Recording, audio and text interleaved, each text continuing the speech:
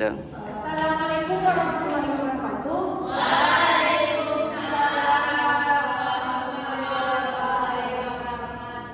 Berdirinya saya di sini akan menyampaikan materi mengenai pemanasan global. Dengan tujuan pembelajaran kita hari ini adalah siswa mampu menganalisis tentang pemanasan global, penyebab, dampak, dan solusinya. Nah, di sini saya akan menjelaskan yang pertama mengenai definisi tentang pemanasan global. Pemanasan global adalah peningkatan suhu rata-rata atmosfer, laut, dan daratan bumi secara bertahap dengan jangka panjang yang disebabkan terutama oleh aktivitas manusia. Penyebab utama dari pemanasan global adalah efek gas rumah kaca. Efek gas rumah kaca seperti karbon dioksida atau CO2, metana atau CO4, dan nitrogen atau oksida atau N2O. Kemudian, rusaknya lapisan ozon.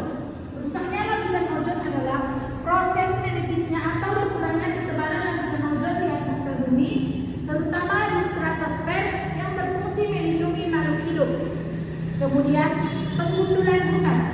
Penggundulan hutan atau deforestasi adalah proses penebangan atau penghilangan hutan secara besar-besaran, baik secara legal maupun ilegal, tanpa diimbangi dengan pemahaman kembali atau reboisasi. Ini menyebabkan hilangnya tutupan pohon dan kebersamaan ekosistem hutan. Selanjutnya yaitu gas buang industri.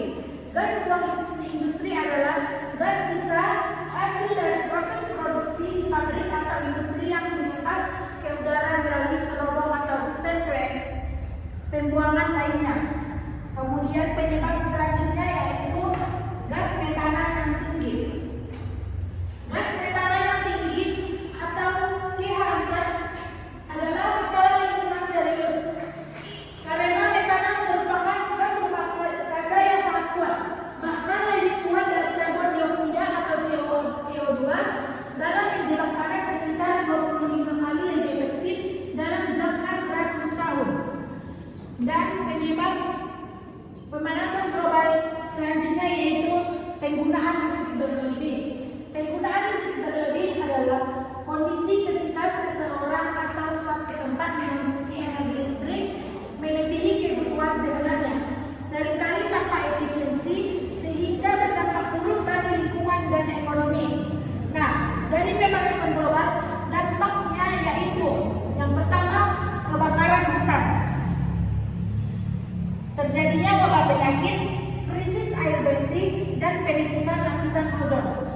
Kenaikan permukaan air laut akibat mencairnya es kutub, perubahan iklim ekstrim, badai, kekeringan, hujan yang lebat, kepunahan spesies, dan kerusakan ekosistem.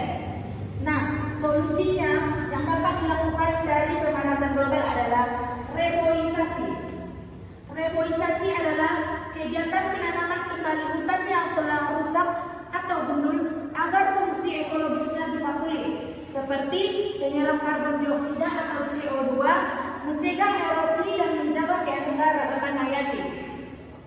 Selanjutnya 3R, yaitu reuse, reduce, dan recycle. Reuse adalah penggunaan kembali barang atau material yang masih layak pakai untuk tujuan yang sama atau berbeda tanpa melalui proses daur ulang.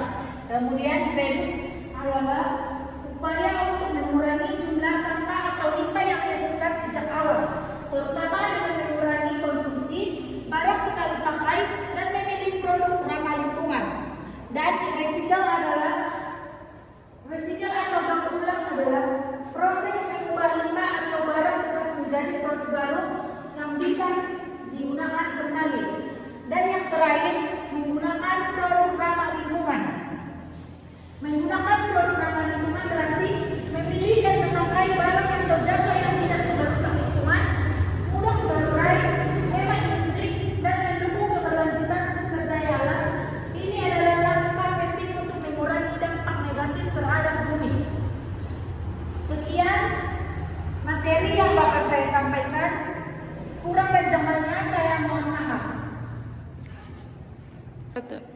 Nah, kepada teman-teman yang ingin memberikan saran atau pendapat mengenai materi yang saya bawakan, dipersilakan.